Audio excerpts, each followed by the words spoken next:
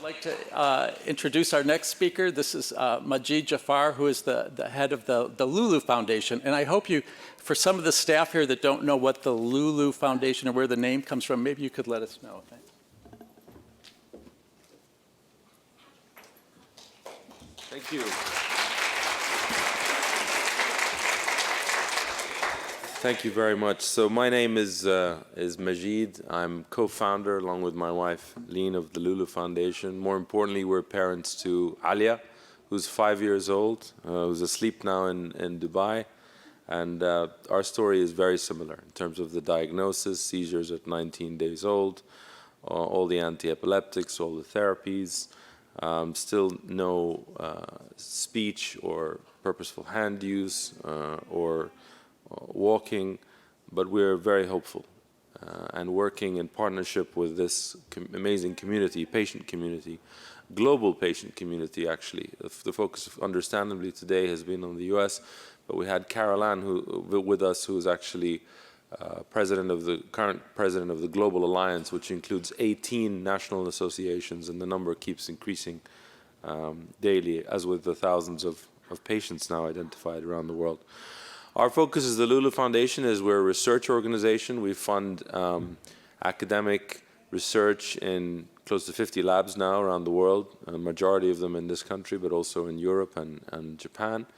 And we're also investing in various aspects to improve clinical translation, such as patient registry or different bits of the toolkit on the preclinical side, whether that's with particular models, cellular, animal, antibodies, and we convene and bring together the researchers from industry and academia all year with an app, but 2 days a year in person. It's actually this coming Monday and Tuesday in Boston. We've got well over 200 registered attendees, as well as the leaders of the patient associations.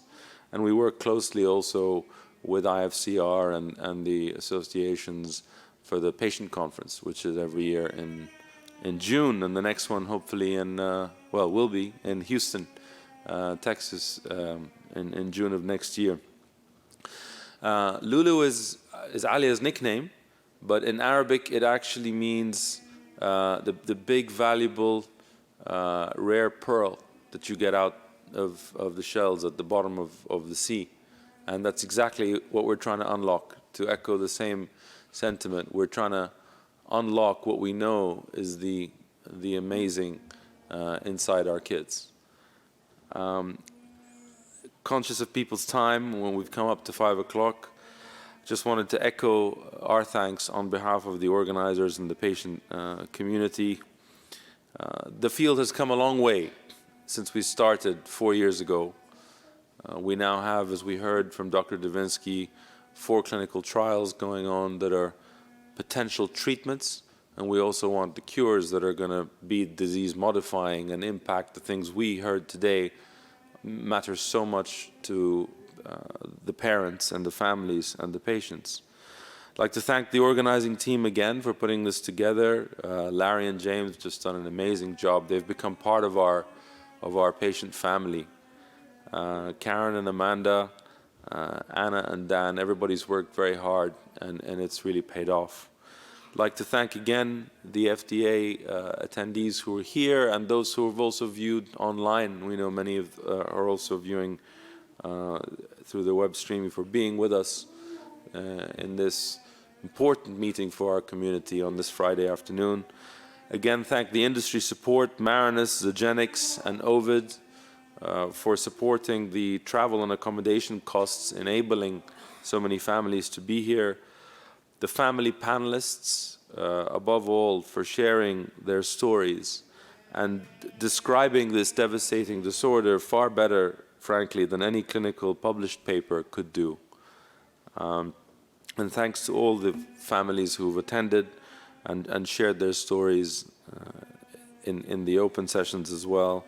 I thank you to the hotel team for looking after us so well. And just wanted to summarize the next steps. We will be continuing to collect the voice of the patient through the online survey that was going to remain open for the whole of this month. And then we'll be collecting those results as well as the discussions that we've had today and the survey results with the Voice of the Patient report. And we have an objective of having that ready by Rare Disease Day, which is actually on Rare Disease Day next year, the 29th, February the 29th. I hope you will all have learned a lot today about life with CDKL5 deficiency disorder and the clear, urgent, unmet clinical need.